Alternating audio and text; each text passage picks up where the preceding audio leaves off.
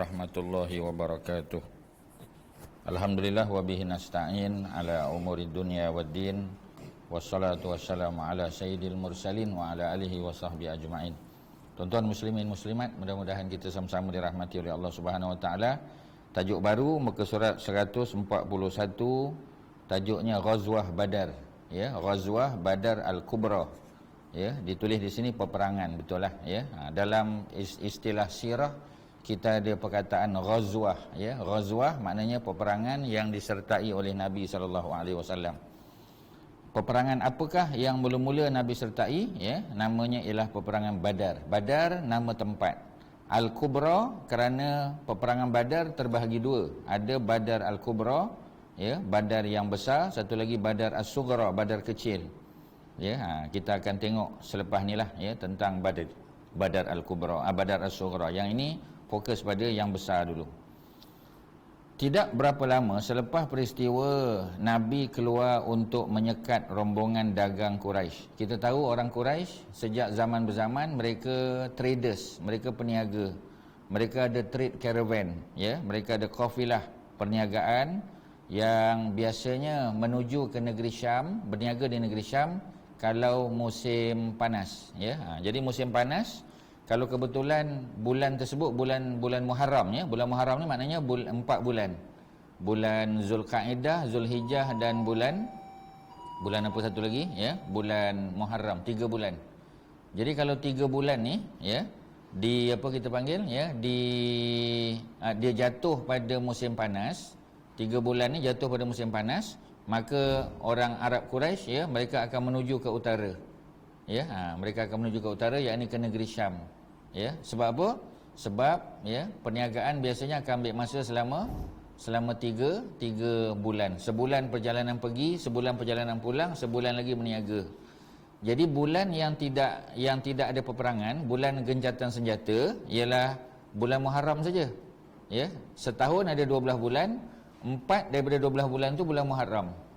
Bukan nama dia Muharram, tapi, ya, keadaan dia, sifat dia. Muharram maknanya diharamkan berperang, ya, ataupun dalam bahasa kita panggil gencatan senjata. Jadi bulan gencatan senjata hanya Rejab, ya, Zulkaidah, Zulhijjah dan Muharram. Jadi yang panjang sikit, ya, kalau Rejab dia sebulan saja, ya, tapi kalau 3 bulan tadi Zulkaidah, Zulhijjah dan Muharram dia 3 bulan, ya, berturut-turut. Sebab perjalanan daripada Mekah ke negeri Syam, Damaskus tu 1 bulan dengan unta, ya. Sebab Mekah pergi Madinah pun dah 8 hari, ya. Jadi sebulan perjalanan pergi saja. Mereka meniaga sebulan dan sebulan perjalanan pulang. Jadi kalaulah trade caravan itu bermusafir pada bulan-bulan Muharram, mereka akan selamat, tidak diganggu. Sebab inilah perjanjian yang sudah dimeterai oleh masyarakat Arab pada zaman tersebut. So tak ada gangguan lah, selamat. Ya. Jadi Rasulullah sallallahu alaihi wasallam berdasar pada pengalaman baginda, sebab Nabi pun biasa bawa trade caravan ni, ya, barang-barang dagangan yang dimiliki oleh Khadijah, ya. Sebelum Nabi menjadi suami kepada Khadijah, Nabi pernah bawa barang-barang dagangan Khadijah ni, ya. Jadi Nabi dah boleh agak lah, ya, pergi tu bila, tarikhnya, balik bila, dan Nabi boleh agak pada hari sekian-sekian sampai di mana trade caravan ni, ya. Tapi kita dah belajar sebelum ni, Nabi punya calculation tu tersilap, ya. Maknanya ketika Nabi sampai di tempat yang sepatutnya Nabi bertemu dengan pasukan dagang, tadi pasukan dagang dah terlepas, Nabi terlambat sehari, ya. Jadi Nabi tak dapat sekat rombongan tersebut, ya. Nabi tidak berjaya. Baginda sentiasa cuba mendapatkan berita mengenai kepulangan mereka, ya. Nabi cuba dapatkan maklumat-maklumat terbaru, ya. Apabila mendapat maklumat mengenai kepulangan yang trade caravan daripada negeri Syam tadi, baginda menyeru para sahabat, ya, Nabi sebut rombongan dagang Quraisy dalam perjalanan pulang, keluarlah, semoga Allah mengurniakan kepadamu harta ghanimah. Ghanimah ni kalau berlaku sedikit pertempuran, Nabi dan para sahabat berjaya mengalahkan mereka dan harta rampasan tu menjadi ghanimah. Sebahagian daripada para sahabat menyahut seruan tersebut, tapi yang lain ada yang merasa keberatan. Sebab Nabi tak insist lah, ya. Dan Nabi tak kata semua wajib keluar, Nabi tak cakap. Maknanya Nabi buat macam optional aja benda tu, ya. Jadi ini disebabkan mereka menyangka Nabi tidak melancarkan peperangan. Maknanya hanya nak rampas saja, nak ambil balik, ya. Rampas tu bahasa kasar lah tuan-tuan. Ya, tapi sebenarnya mereka nak mengambil balik, ya, ganti rugi apa yang mereka telah dirampas harta mereka semasa mereka berhijrah ke Madinah dulu. Ya, tuan-tuan ingat tahun 1 Hijrah semasa Nabi dan para sahabat berhijrah ke Madinah, mereka tak boleh bawa fixed asset. Ya, rumah mereka ditinggalkan, binatang ternak, ya, kedai dan apa sajalah, ya, yang merupakan aset mereka masa di Mekah tak boleh bawa. Ya, bukan kata fixed asset, ya, non fixed asset pun tak boleh bawa, melainkan apa yang boleh diletak di atas seekor unta. Ya, maknanya untuk sedikit senjata, ya, kemudian sedikit barang-barang makanan, air dan sebagainya bolehlah. Tapi lebih pada itu tak boleh, ya. Mereka tidak dibenarkan bawa barang-barang mereka kalau mereka mahu berhijrah, ya. Jadi oleh kerana itu Nabi tidak membuat kerahan tenaga, ya. Bukan kita kata apa kita panggil, ya, ni kerahan tenaga, ya. Kita panggil apa istilah sekarang kita panggil apa ni apa, kalau kerahan tenaga kalau di Singapura apa istilah dia, tu yang semua wajib masuk tentera, apa dia panggil, ya, apa dia, national service, ya, macam national service, ya, khidmat negara lah. Kalau di Malaysia kita panggil khidmat negara, ya. Memang tak ada lah, ya, tapi sebelum ni, ya. Jadi anak-anak kita yang habis tingkatan 5 sebelum masuk universiti kan, jadi mereka diwajibkan, ya, untuk menyertai ini. Tapi bukan semua, dia pilih-pilih, ya. Maknanya mungkin kalau satu keluarga ada 3 adik-beradik, mungkin abangnya kena atau adiknya kena, ya, salah seorang, biasanya macam tu. Ya, sebab tak ada apa kita panggil, ya, tak cukup, penempatan tu tak cukup, ya, hanya ada apa kita panggil, ya, sekumpulan kecil daripada rakyat Malaysia, ya, para pelajar kita yang habis SPM yang terpilih untuk program khidmat negara, ya, ataupun di negara jiran kita Singapura kita panggil national service lah, ya. National service ni minimum berapa, 2 tahun ke 3? 2 tahun, ya. Jadi mereka kena berkhidmat, ya, untuk apa kita panggil, ya, untuk negara. Ya, jadi mereka diletakkan di tempat-tempat, ya, tertentu mengikut kesesuaian mereka, ya. Jadi mereka mendapat latihan ketenteraan, ya, military training.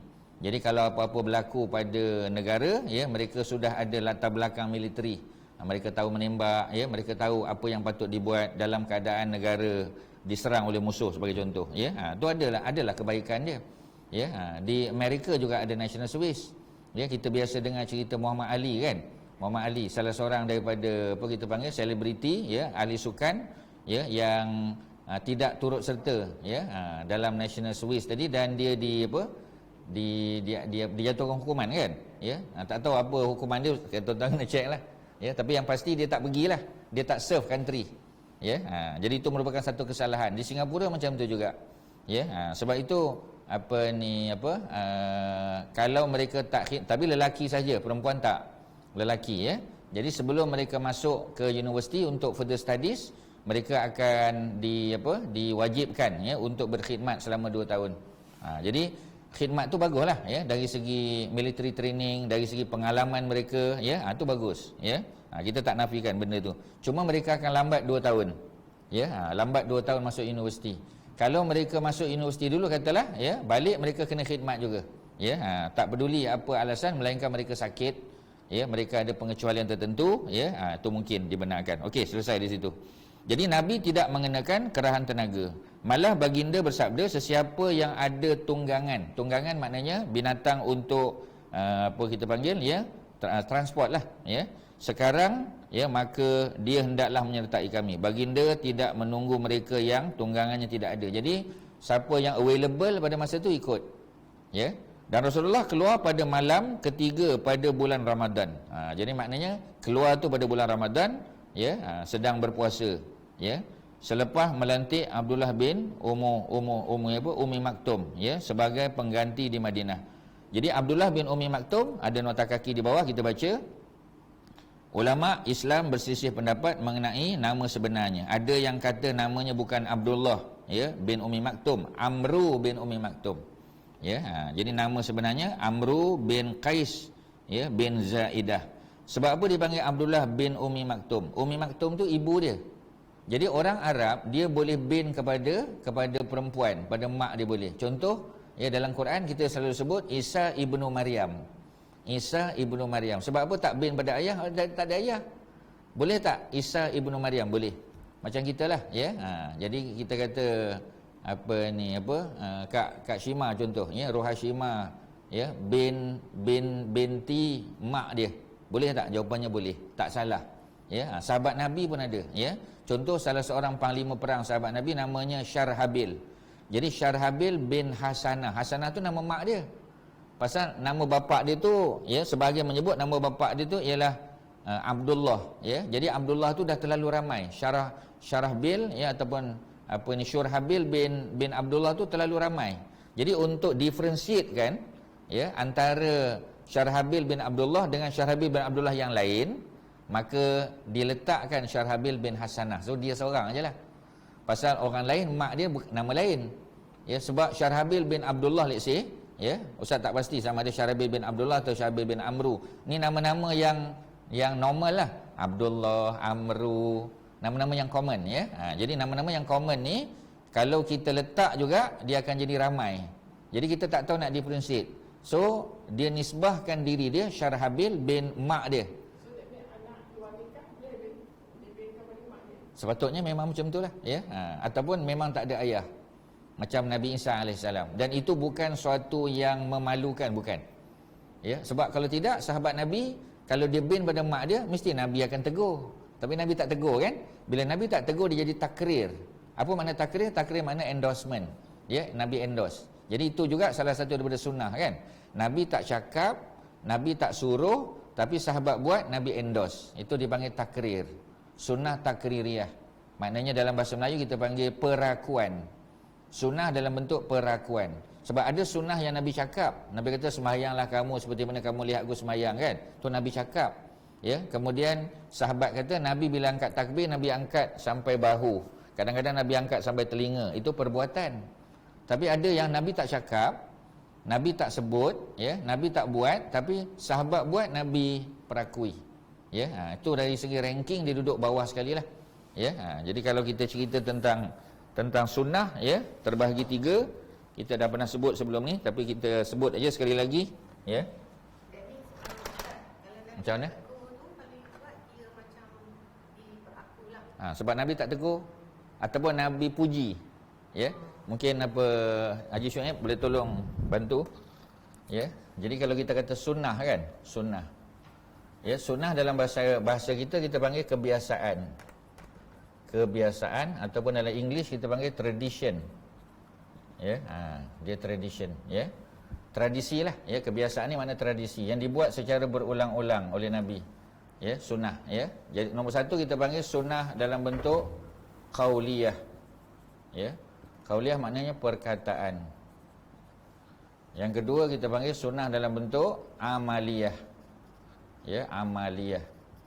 Amaliyah makna perbuatan, ya, perbuatan.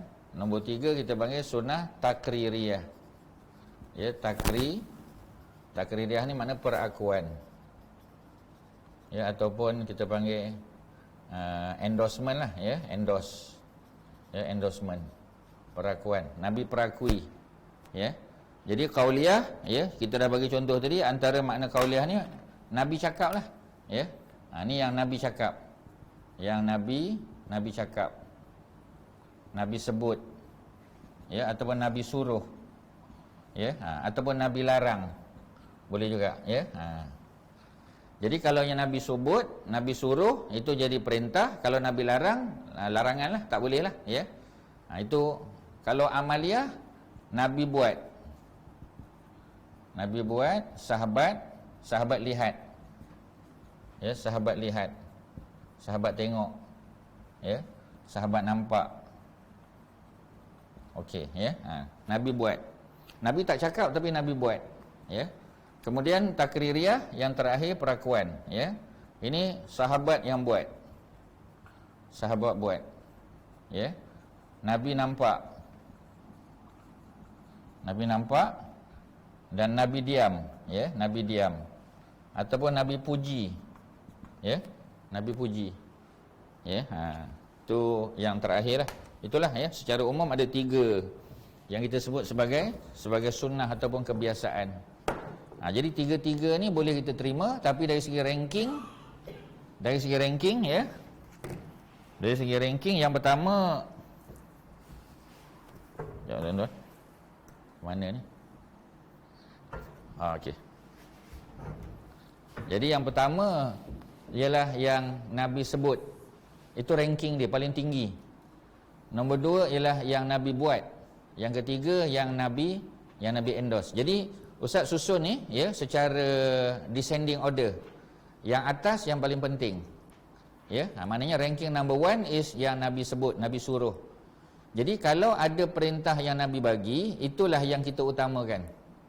Ya, snap je gambar, boleh share dengan kawan-kawan lah. Ya. Nombor 2 ialah yang Nabi tak cakap tapi Nabi buat. Ya. Jadi sebahagian yang Nabi buat, kita tak boleh buat. Ya, tuan-tuan tengah menyalin, dia tak dapat. When you are writing and listening, ya, you won't get both. Ya.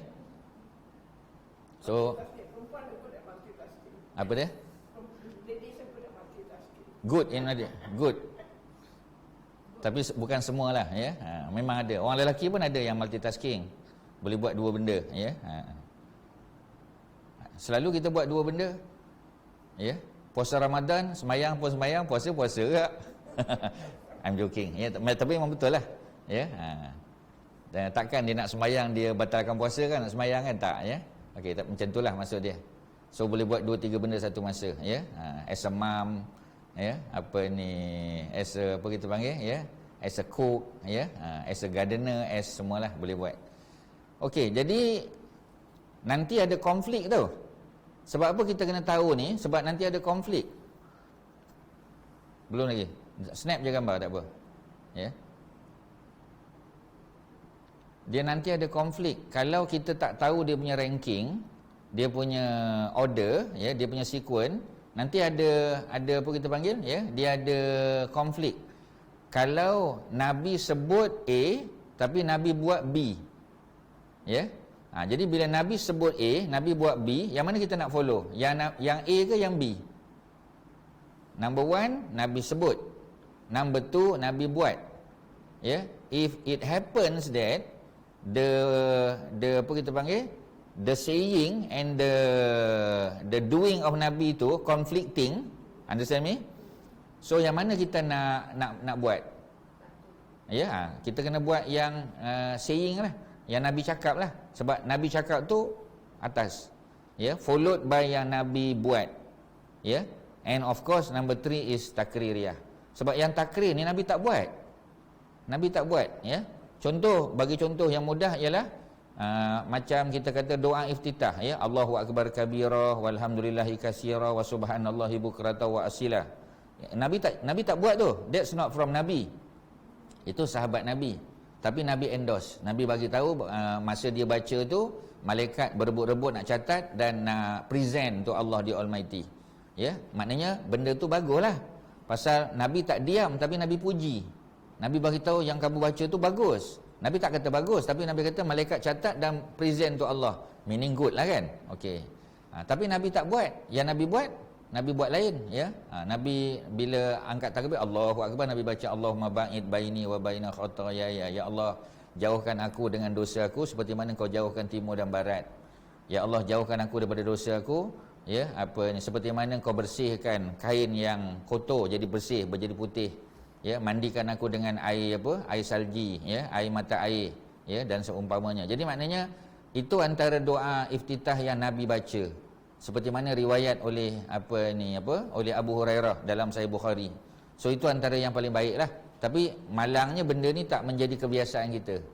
Ya, tapi Imam Nawawi sebut dalam kitab dia, ya. Ustaz sebut Imam Nawawi sebab Imam Nawawi ni tokoh besar dalam mazhab Syafi'i dan kita di Malaysia menerima dia sebagai tokoh hebat. Kita baca Hadis 40, kita baca Riyadhus Salihin, kita baca kitab Al-Azkar, tapi sayang, ya, apa yang Imam Nawawi tulis dalam kitab dia, orang Melayu bukan jarang, kita kata kurang bagi perhatian. Ustaz tak tahu apa sebab. Mungkin sebab kitab Al-Azkar Imam Nawawi itu tak popular di Malaysia. Ya. apa ni, compact tu hadis 40 popular. Riyadhus Solihin popular. Al-Azkar ada tempat baca, ada tempat tak baca. Sedangkan Al-Azkar tu ialah panduan untuk amalan. Macam lepas solat nak baca apa, kalau dengar guruh baca apa, kan? Kalau nak keluar rumah baca apa. Semua Imam Nawawi dah susun. Tapi sebab kitab tu bukan kitab utama dekat Malaysia, so kita tak amal. Sedangkan Imam Nawawi tulis tu dah cukup baik dah. Termasuklah yang tadi, yang kita kata Allahumma ba'id baini wa baina khataaya, ya Allah jauhkan aku dengan dosa aku, kesalahan aku, seperti mana kau jauhkan timur dan barat. Ya, oh tu very powerful doa. Doa iftitah. Ya. Macam tu Ustaz, kita bolehlah baca kalau kita nak ambil praktis pun boleh kan? Tak salah kan? Bukan tak salah, bukan boleh. Sunnah. Dia tu atas sekali tu, sunnah. Kita buat tu doa iftitah tak baca lah kira kan? Itulah doa iftitah. That is the best doa iftitah. The best doa iftitah. Bukan sekadar boleh baca, tapi highly recommended. Ya, tapi sayang sebab kita kurang didedahkan. Itu bukan salah kita lah. Itu sistem pendidikan kita. Ya, sebab sistem pendidikan kita di sekolah. Kalau sekolah tak ajar, masjid akan jadi the second second institution untuk ajar kita. Kalau sekolah tak ajar, masjid tak ajar, it back to kita punya parent lah, kembali pada mak ayah kita. Jadi kalau tiga institusi ni tak ajar, habislah. Macam mana? Sekolah pun tak ajar, masjid pun tak ajar, mak bapak pun tak ajar, habis. Kena ada ni lah, ya. Backing macam ni lah. Backup tu datang daripada kelas-kelas swasta macam ni. Ya, private institution pula. Ya, sebab education system tak boleh harap sangat. Masjid pun tak sangat. Ya, masjid ada tapi kadang-kadang program tu dia repetitif. Maksudnya tajwid aja. Kalau fiqh aja kan. Kalau apa kita panggil, ya, kita sometimes kita fokus kepada benda-benda yang bukan dia boleh belajar, macam Tarannum tu boleh belajar. Tapi kita bukan nak jadi qari. Kita bukan nak masuk pertandingan, kan? Jadi yang lebih penting tu yang kita nak amal tu. Lepas sembahyang tu nak baca apa? Lepas solat sunat tu ada tak baca? Lepas solat fardu ada? Of course banyak. Nak tidur malam baca apa? Naik kereta baca apa? Ya, masuk rumah baca apa? Keluar rumah baca apa? Masuk tandas, keluar tandas. Benda-benda tu yang praktikal. Baru kita boleh jadi practicing Muslim. Kalau benda-benda yang praktikal tu kita tak tahu dan tak amal, macam mana? Ya, kita kehilangan satu segmen yang besar dalam kehidupan kita. Ya.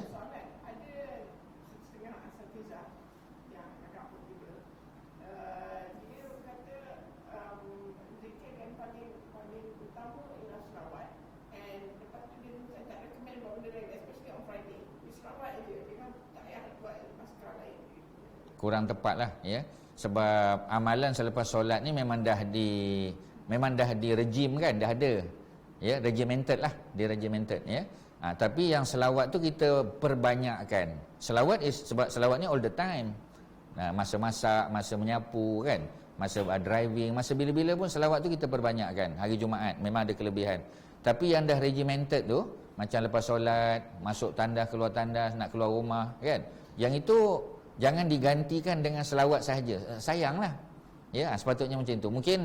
Mungkin ustaz tu tak cakap macam tu tapi dipahami macam tu. Jadi ya, jadi kita betulkannya lah. Bukan betulkan, mana kita luruskan kefahaman. Sebab kalau kita betulkan, if we make correction, ramai orang tak suka. Tapi kalau kita kata kita luruskan, kita perelokkan, mungkin lebih lembut kot bahasa dia. So itulah, ya. Jadi macam tadilah, ya. Jadi apabila Nabi suruh, ya, bila Nabi suruh, maka kita tengok suruhan tu, ya. Sebab Nabi suruh, Nabi tidak insist on semua kena pergi. Nabi kata siapa yang ada transportation available, so jom. Ya, siapa yang tak ada, Nabi tak tunggu. Nabi pergi je. Itu yang ramai tak nampak benda tu sebagai penting, dan mereka tak nampak Nabi akan berperang. Sebab grup yang Nabi akan bertembung ialah trade caravan. Dia bukannya apa kita panggil military punya ni, ya, bukan military group, bukan. Dan mereka pun tak sangka akan berlaku peperangan. Mereka tak sangka. That's why, ya, yang keluar lebih kurang 313. Dan Nabi lantik, ya, Abdullah bin Umi Maktum, ataupun nama yang dikenal sini Amru bin Qais, ya bin Zaidah, ya itu nama dia, ataupun Abdullah, either or lah. Sebab Abdullah dengan Amru ni common name masyarakat Arab. Ya, itu common name. Macam kita kata Fatimah is a common name untuk orang perempuan, ya. Fatimah, kemudian apa kita panggil, ya nama-nama yang, ya Atikah, tu nama-nama yang common lah. Ya, Fatimah tu one of the apa kita panggil, ya most common name lah, ya untuk orang perempuan. Kalau lelaki biasa macam itulah, ya. Amru tu biasa, Abdullah biasa. Ya. Jadi oleh kerana itu kadang-kadang dua-dua nama tu nama dia. Sebab memang, ya, kadang-kadang dua-dua nama tu nama dia. Sebab tu contoh dalam kitab tafsir, ya, siapa kita panggil, ibu angkat pada Nabi Yusuf yang kita biasa sebut Zulaikha, ya, juga dikenali sebagai Zalikha, juga ada dikenali sebagai Ruhail, ya, ataupun Rachel, kan. Jadi mungkin tiga-tiga tu nama dia. Mungkin tiga-tiga tu nama dia, ya. Sebab ada orang yang bila masa dia kecil, ya, dikenal dengan nama tu, tapi bila dah jadi somebody, dia ada nama lain, Elias. Kadang-kadang macam tu, ya. Jadi kita kata semua tu betul. Some people ada nama dia dengan nama bapak dia sama. Abdullah bin Abdullah. Kadang-kadang tiga, datuk dia pun Abdullah juga. Tu biasa. Tak ada beza, tak ada benda pelik. Ya, contoh cerita macam Abu Bakar, kan. Nama Abu Bakar is Abdullah bin Osman. Abu Bakar is gelaran. Nama dia Abdullah. Anak dia pun, ya, adik pada Aisyah pun Abdullah juga. Jadi Abdullah bin Abdullah. Nasib baik datuk dia Osman. Kalau tidak, tiga-tiga Abdullah. So maknanya it happens lah, ya, benda tu boleh berlaku, ya, orang Arab. Okey, ya. Jadi kita macam mana? Dua-dua nama sama, ya, nama bapa dia sama, ya. Jadi itu pun mungkin ambil daripada Arab jugalah, ya. Sebab Turki pun dia tak ada nama Abdullah sebelum dia Muslim, kan. Maknanya setelah Islam sampai kepada dia, barulah ada nama Abdullah, of course. Sebab Abdullah tu nama Arab, ya. Walaupun bukan semua Abdullah tu Muslim, tapi orang Turki nama Abdullah tu kita boleh agaklah mesti selepas mereka menerima Islam. Ya, macam orang Melayu, kan. Ya, kalau kita kata dulu Paramiswara, ya, tapi kalau setelah dia memeluk Islam, namanya ditukar kepada, ya, nama Islam lah, tak tahu dah siapa namanya, Megat Iskandar Shah ke, ya, Megat, maknanya nama-nama, ya, nama-nama yang bukan lagi nama-nama macam kalau Paramiswara tu ada Hindu sikit, kan, ada Sanskrit sikit, ya. Sebab tu Pak Hamka kata yang kemungkinan bukan Permaisura, tapi bukan Paramiswara, tapi Permaisura. Permaisura tu untuk male, kalau female Permaisuri, ya. Kalau Arab dia ada Sultan dan Sultanah. Kalau Johor, kan, Sultan Johor, Sultanah Johor. Ya, biasanya Sultanah, tapi itu Arabik. Ya, tapi kalau bahasa Melayu, Permaisuri, of course perempuan, Permaisura tu lelaki. Jadi dia bukan Paramiswara, ya. Paramiswara tu versi Hindu ataupun versi Sanskrit mungkin, ya. Itu pendapat dia lah. Okey, balik pada Amru bin Qais tadi. Ibunya bernama Ummu Maktum, ya, betul kan? Bukan H tak ada tu, nota kaki tu. Bukan Maktum. Ya, it is not Maktum tapi Maktum. Maktum. Beliau adalah sepupu Khadijah sebelah ibu. Bukan simply sepupu lah, ya. Kemungkinan dia second cousin atau third cousin. Mana dia bukan first cousin. Ya, sebab orang Melayu biasa dia tak peduli sangat benda-benda macam tu. Ya, so kita nak bagi tahu, ya, dia adalah mungkin second cousin ataupun third cousin Khadijah. Maknanya dia ni orang Quraisy. Abdullah bin Ummi Maktum yang buta ni, beliau ni orang Quraisy, confirm, ya, daripada keluarga Khadijah juga, sebelah mak dia. Telah lama masuk Islam, tergolong daripada kalangan muhajirin yang mula-mula hijrah. Kebanyakan peperangan yang dilancarkan oleh Rasulullah, ya, baginda lantik Abdullah bin Ummi Maktum ataupun Amru bin Qais ini sebagai pengganti di Madinah kerana dia boleh mengimamkan solat. Dia buta, dia tak boleh pergi perang, ya, zaman Nabi dia tak pergi perang, maka beliau dilantik sebagai caretaker Madinah, ya, mengimamkan solat sekali, ya, kerana beliau buta. Beliau yang disebut dalam firman Allah, ya, yang cerita abasa wa tawalla, ya, sebahagian ulama tafsir kata dialah, ya, ketika Nabi sedang bercakap dengan pemimpin Quraisy, tiba-tiba dia datang dan dia tak nampak Nabi sedang berhadapan dengan siapa. Ya, bila dia tanya Nabi, ada tak ayat Quran baru yang turun? Ya, minta tolong ajarkan. Sebab tujuan dia suci. Ya, dia tak tahu cerita kan. Jadi Nabi abasa, bermasam muka, watawalla, dan berpaling daripada dia. Ya, anja'ahul a'ma, ketika datang kepada Nabi seorang a'ma. A'ma maknanya blind man, orang buta. Ya, jadi apa kita panggil, ya, kalau bahasa Indonesia kita panggil tunanetra, dia panggil tunanetra. Tunanetra tu orang buta. Ya, OKU lah, ya. Itu istilah dia. Yang mana? Bila Aisyah Ya. bila Abdullah nombor tu datang, dia tak pakai tudung. Ya. Aisyah. Cerita Aisyah. Jadi apa kita panggil, ya, Nabi kata memang dia tak nampak kamu, tapi kamu kan nampak dia kan. Tapi itu lebih pada apa kita panggil, lebih kepada akhlak lah. Lebih pada akhlak sebab dia tak nampak. Ya, jadi bila tak nampak tu tak ada, secara umum kita kata balik pada hukum asal lah. Kan? Hukum asal macam kita dengan bapa, kita dengan mentua, kita dengan apa kita panggil, dengan mahram kita.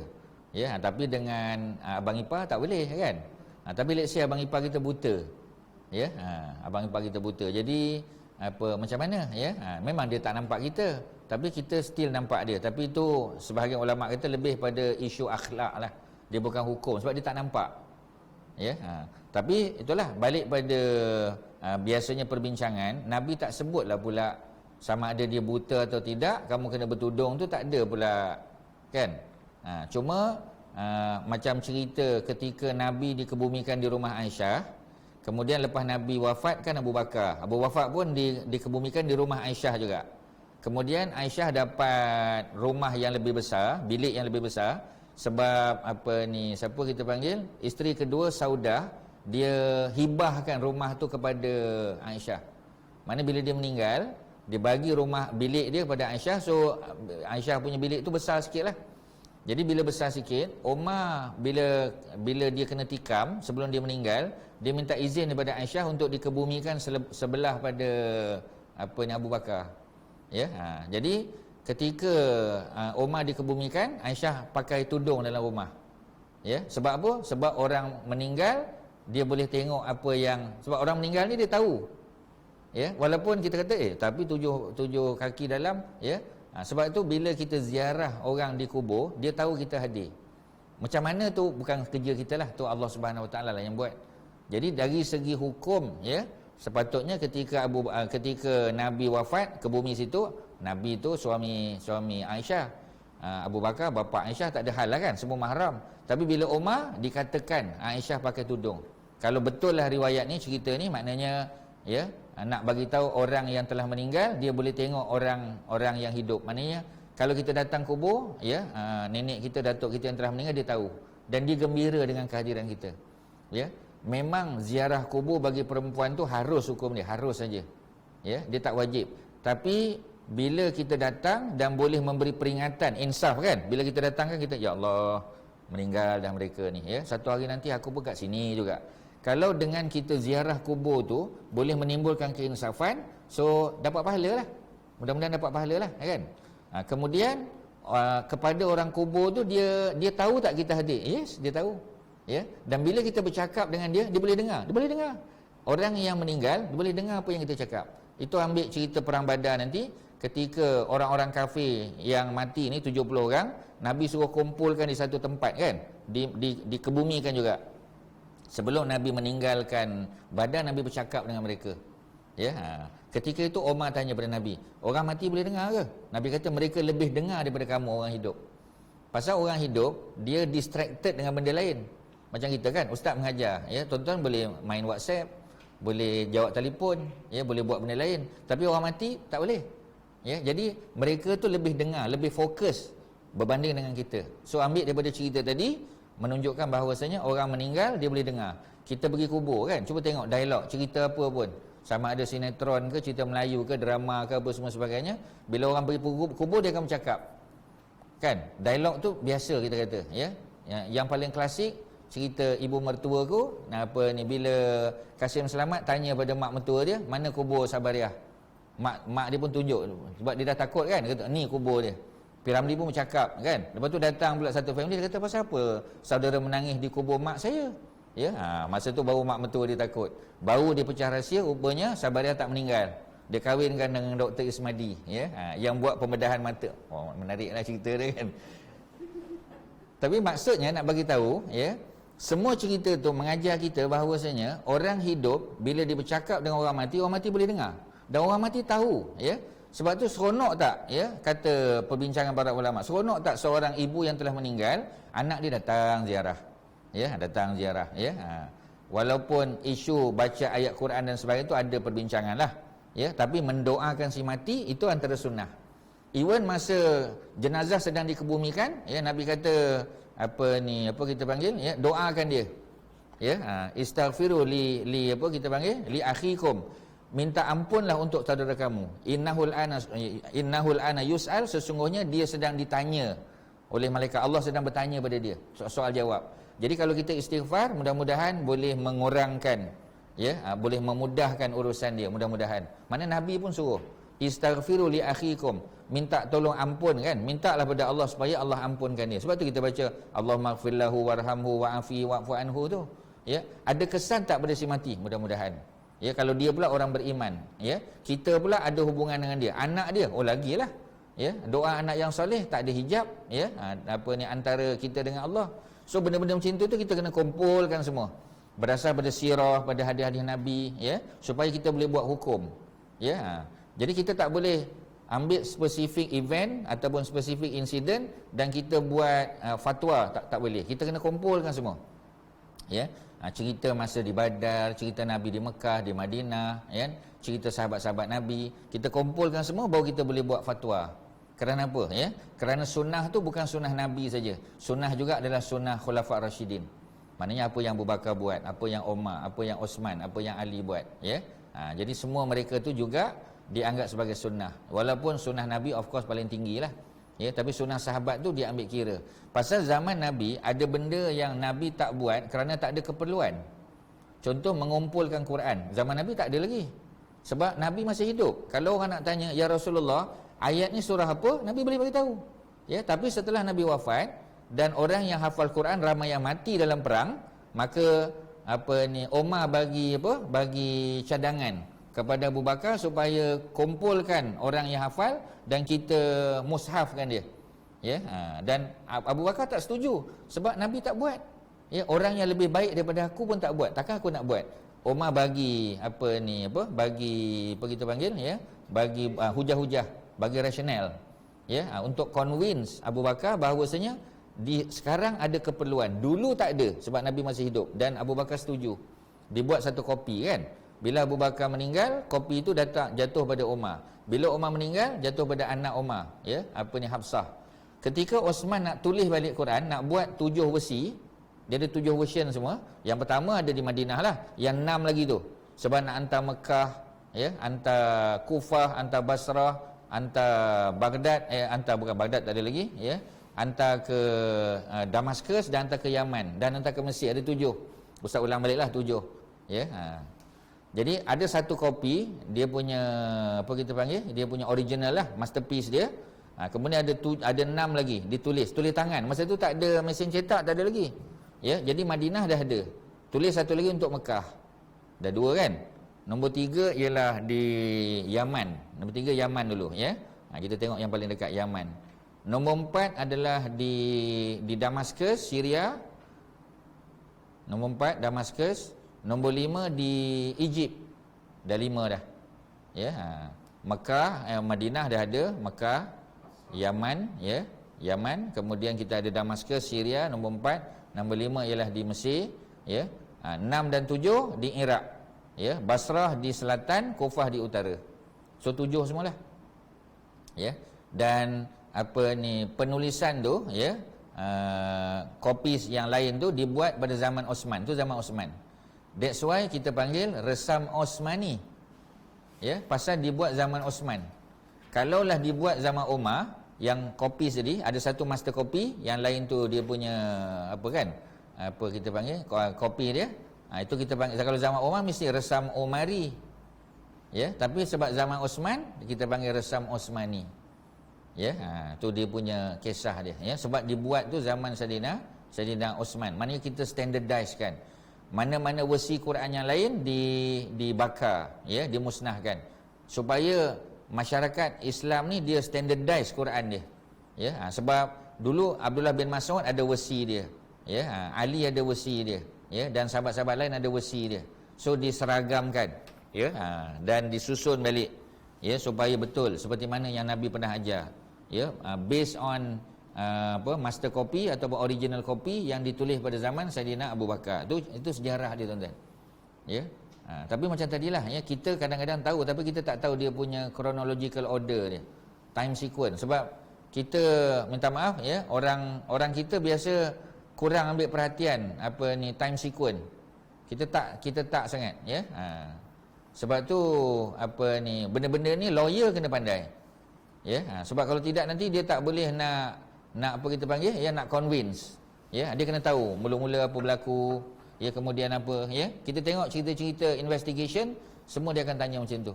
Ya, what was really happen, kita kata, ya, apa yang berlaku. Ya, what happened, ya, at that time. Ya, jadi dia akan cerita. Pergi pula kat orang dua, dia cerita benda lain pula. Pergi tiga, dah tak konsisten, maknanya ada yang menipu. Ya, dan investigation tu biasanya dibuat di tempat yang berasingan. Kita tak akan kumpulkan 3 penyenayah tempat yang sama. Dia akan berpakat. Ya, tu semua kita belajar daripada filem lah. Ya, daripada drama, daripada crime scene investigation.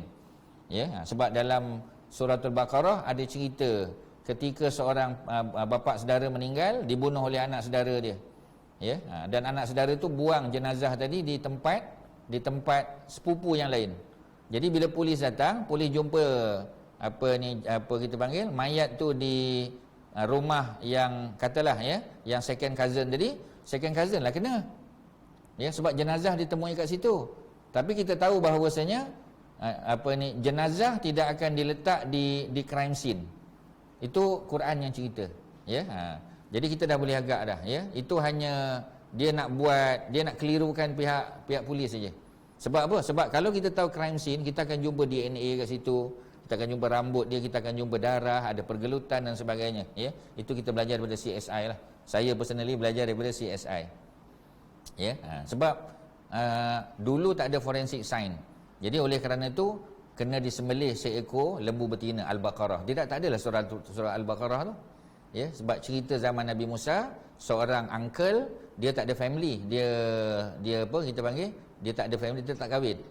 Ya, bila dia meninggal, dia punya harta, dia punya anak-anak buah lah inherit. Anak-anak buah pula ramai, semua nakkan harta tu dan mereka tak nak share. Memanglah manusia dia tak nak share dengan siapa-siapa.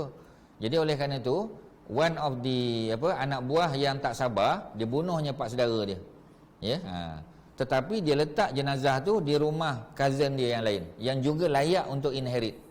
Ya, jadi bila polis datang, polis tangkaplah. Ya, polis tangkaplah yang jenazah dekat situ. Kalau dia kata saya tak buat, tak apa, bawa ke balai dulu. Ya, mesti kena lock up dulu kan. Jadi yang tuduh tadilah yang telefon polis, yang bagi tahu ya ada jenazah, ya, macam mana dia boleh tahu? Mesti dia terlibat juga sebab dia ada motif, sebab dia pun salah seorang daripada orang yang akan inherit harta, dia pewaris. So benda-benda macam itu sebenarnya Quran ajar kita. Ya, dan kalau kita biasa tengok drama, baca, orang perempuan suka baca novel, lagilah pandai sepatutnya. Sebab kita dah tahu plot dan jalan cerita tu, kita dah tahu. Ya, sebab apa? Ya, sebab memang Quran adalah stories. Kalau tidak, tak adalah, ustaz pun tak akan mengajar stories of the prophet, ya, qasasul anbiya, ya. Pasal apa?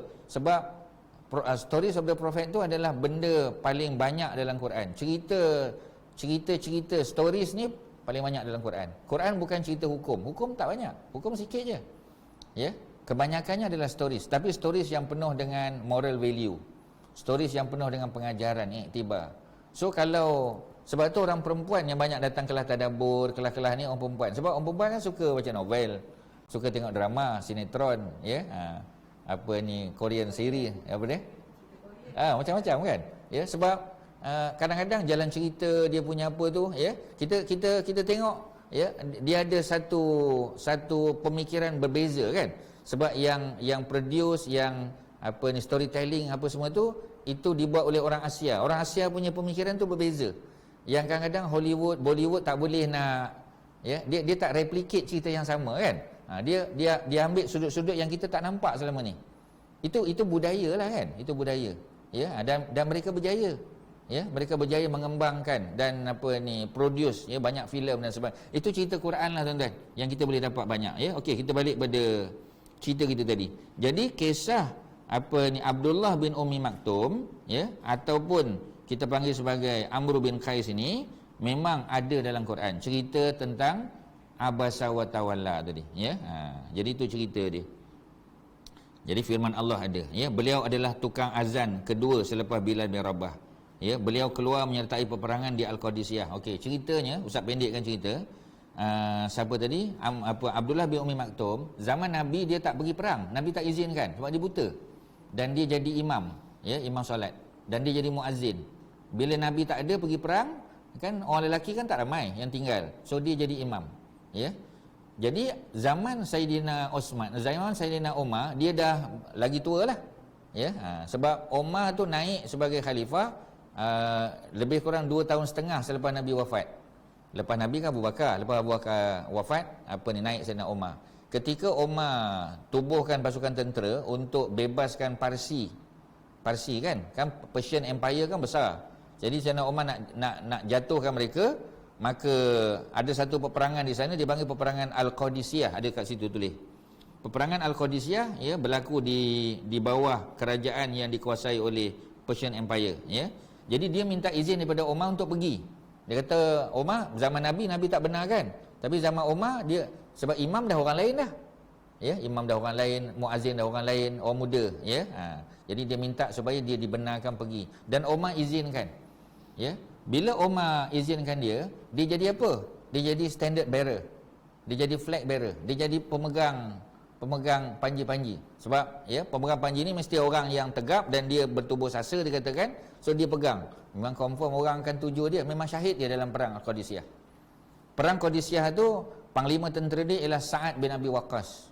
Sahabat Nabi, Sa'ad ya. Jadi ketua perang, dan salah seorang daripada sahabat Nabi yang syahid dalam perang tersebut ya ialah Abdullah bin Ummi Maktum atau terkenal sebagai Amr bin Qais ya bin Zaidah ya. Tu cerita dia dapat juga syahid ya dalam peperangan, tetapi bukan zaman Nabi lah, zaman Sayyidina Umar Ibn Khattab, tapi dapat syahid dia ya. Untunglah ya, dah lah dia jadi muazzin, dia jadi imam ya, dia dosa tak banyak sebab tak tengok benda-benda maksiat ya. At the same time dia pun mati syahid. Kelebihan dia ya, tak tahu berapa ya, diganda oleh Allah Subhanahu Wa Taala. Okey ya, itu Abdullah bin Ummi Maktum. Tuan-tuan kena ingat ya, dia dan apa kita panggil ya, dia meninggal pada tahun yang ke-14 ya. Maknanya Umar naik sebagai khalifah tahun 13. Nabi wafat 11. Nabi wafat 11 Hijrah. Tu kena ingatlah. Tahun 11 ya Nabi wafat ya, Rabiul Awal. Lepas Nabi wafat, Abu Bakar naik. Abu Bakar naik lebih kurang 2 tahun 4 bulan atau 2 tahun 5 bulan.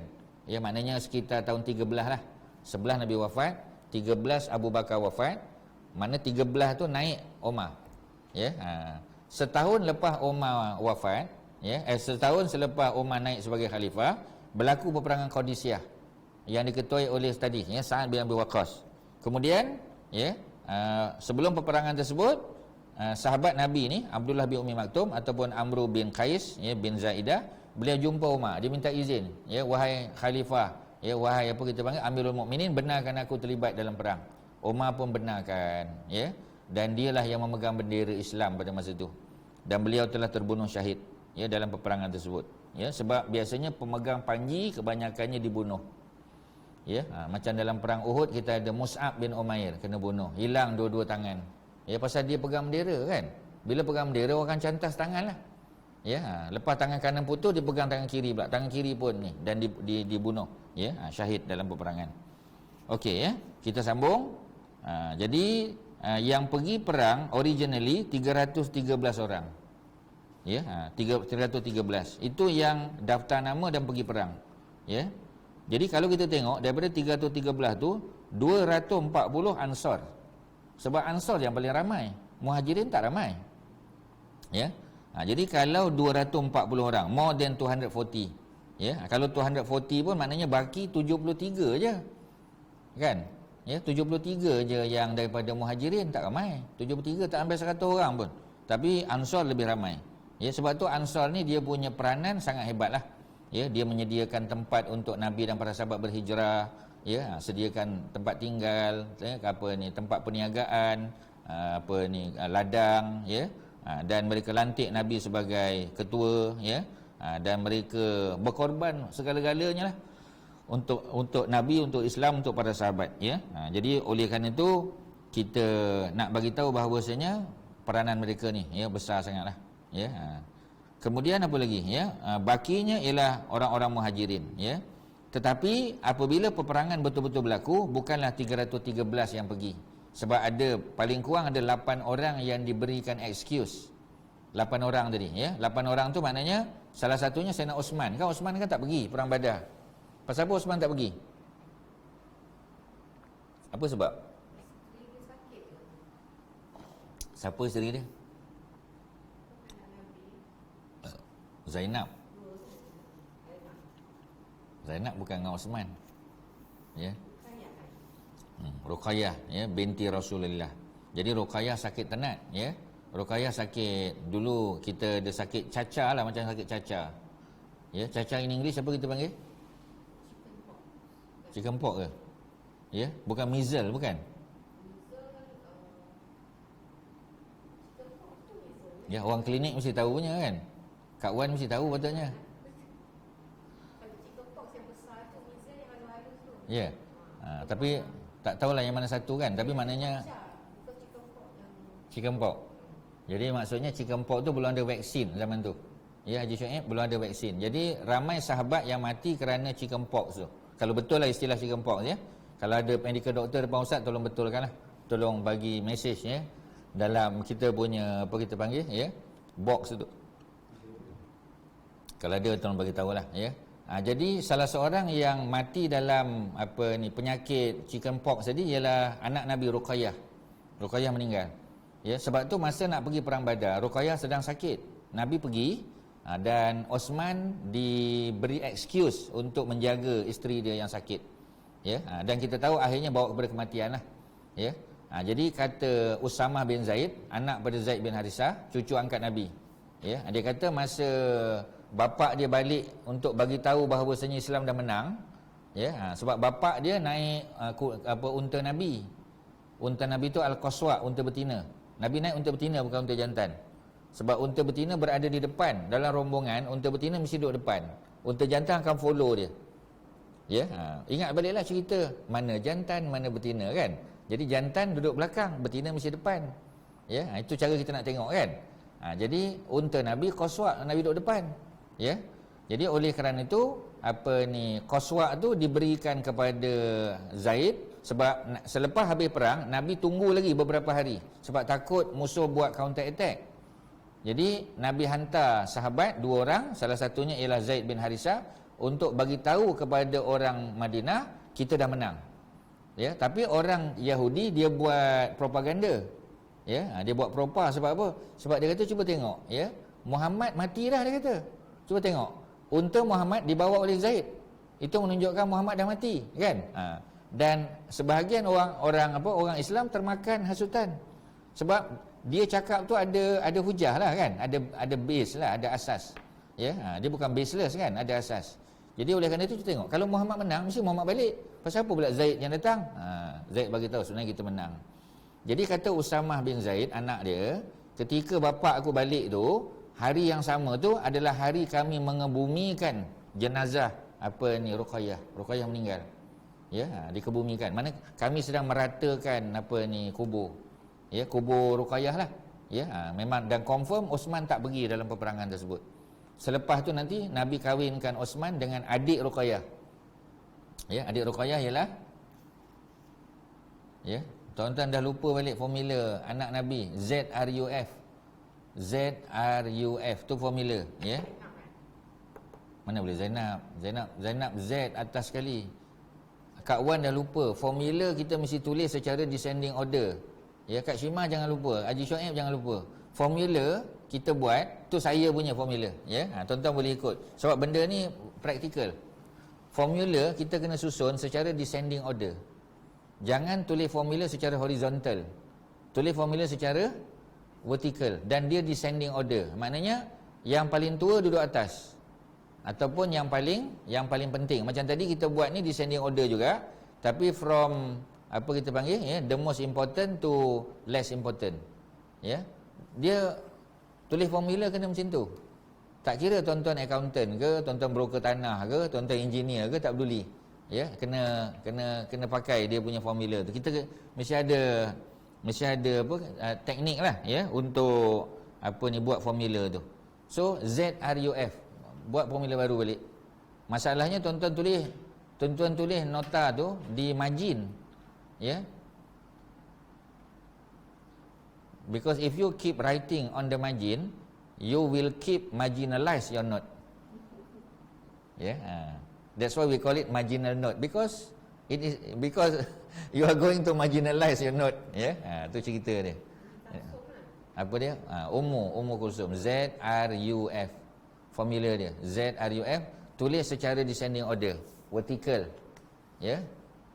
Dan bagi ruang macam ni. Tadi pun dalam kelas sebelum tu Ustaz bagi tahu, kena bagi ruang. Jangan tulis dekat-dekat. Kalau kita tulis dekat-dekat, so kita tak ada space untuk tambah.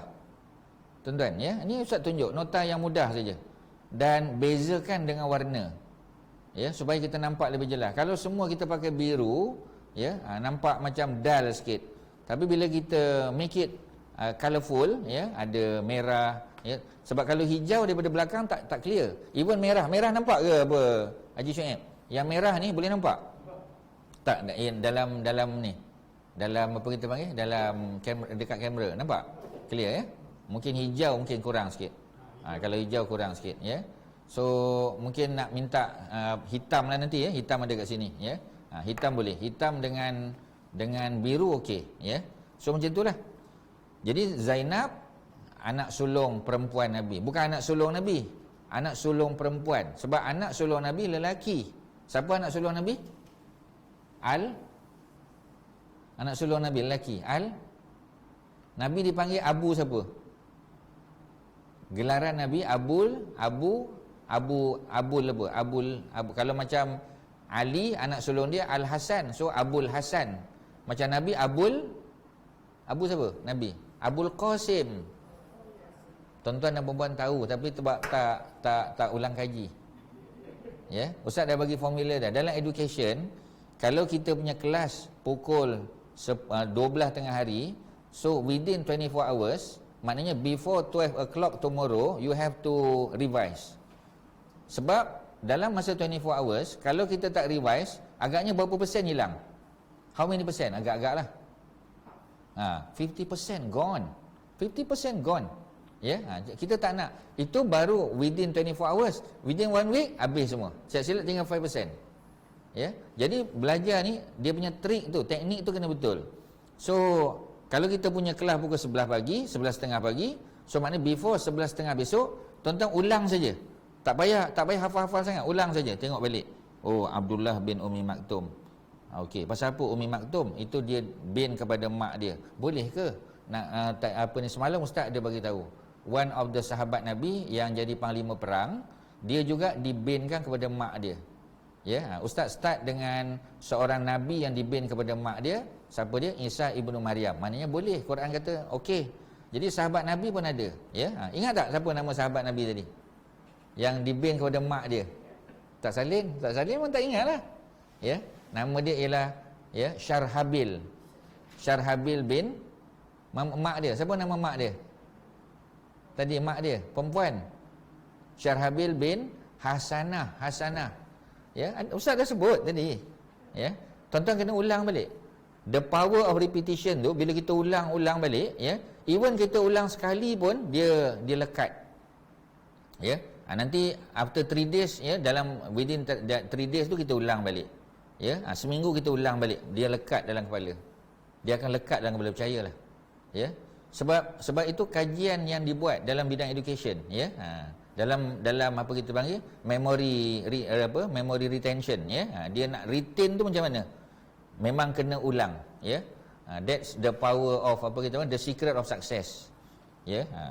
Jadi memori tu memang macam tu, kena ulang. Dan kita pakai apa ni, short form, akronim. Kalau ustaz kebanyakannya pakai akronim. Ya, kita pakai short form. Akronim senang ingat. Kalau tidak susah kan. Sampai sekarang kita tak lupa Malaysia Airline System. Sebab kita ingat MAS, Malaysia Airline System. Ya, dia takkan jadi Malaysia atau Melaka Airbus System ke, dia takkan jadi. Sebab kita dah tahu dah, ya, airline. Ya, Malaysia Airline System. Ya, FAM, Football Association of Malaysia, BAM, Badminton Association of Malaysia. Kan? Kita dah ingat dah, ya, apa kita panggil? Macam MARDI, kita katakan MARDI, Malaysian apa kita panggil? Agriculture, ya. Agriculture Research and Development, kan? MARDI, Malaysian Agricultural Research and Development Institute, kan? MARDI, kan? So walaupun mungkin tak tepat 100%, acceptable lah. Ya, MARDI. Ya, kalau ada orang MARDI betul-betulkan ustaz lah kalau ustaz salah. Ya, so kita ingatlah USA, United States of America. Ya, UK, United Kingdom. Kita ingat macam tu. ZRUF, Zuruf, Zainab Ruqayyah Ummul Kulsum Fatimah. Ya, Zainab Ruqayyah Ummul Kulsum Fatimah. Ya, kemudian apa tadi kita sebut? Ya, kalau berhala, kan? Berhala orang Quraisy, ya. 3 formula dia LUM, Lata, Uzza, Manat. Ya. Jadi kita kena biasa macam tu. Kalau kita dah biasa, kita ulang-ulang, semua lekat dalam kepala insya-Allah. Ya. Tapi akronim akan membantu kita. Kalau akronim tu kita boleh tukar kepada akronim tadi, kalau kita boleh tukar kepada akrostik lagi bagus. Akrostik tu bagi cerita. Akronim tu MAS saja, tapi kita bagi cerita untuk kita ingat. Ya, macam ustaz hafal warna pelangi contoh. Ya, warna pelangi, kan? Kita tak ingat. So kita bagi dia kalau akronim dah bagus dah, tapi kalau bagi akrostik, dia akan stick dekat kita punya kepala lah. Ya, jadi kita ingatlah, ya. Kita akan ingat apa kita panggil, ya, merah jingga tu mesti yang pertama. Saya ingat dalam bahasa Melayu. Ya, Makjah keluar hutan bawa itik bawa itik ungu, kan? Makjah keluar hutan bawa itik ungu. Ya, Makjah ada cerita itu akrostik, itu cerita kat kampung lah. Kat kampung saya ada seorang makcik nama Makjah, dia jual nasi lemak. Ya, tapi nasi lemak dia tu selain daripada sambal bilis, dia juga buat apa kita panggil, ya, buat rendang itik. Dia buat rendang itik. Tapi rendang itik sebab dia tak pelihara itik.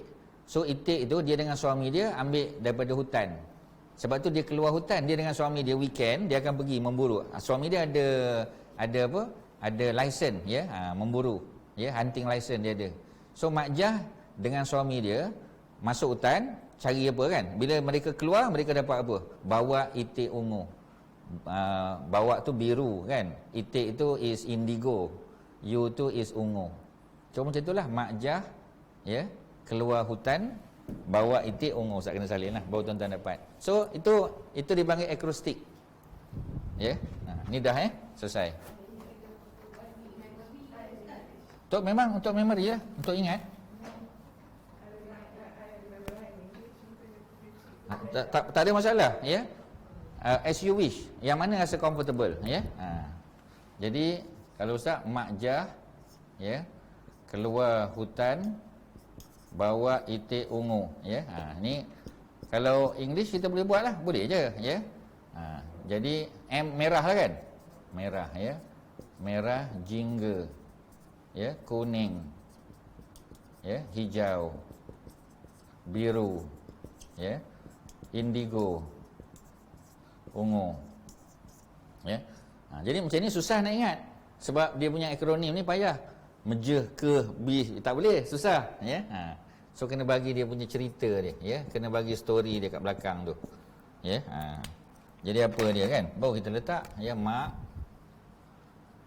Makjah, ya, keluar hutan bawa itik ungu, ya. Itik ungu ni untuk itik nila, ya. Jadi itik tu dia masak, ya. Kita buatlah cerita, ya. Kat kampung saya ada seorang makcik namanya Makjah.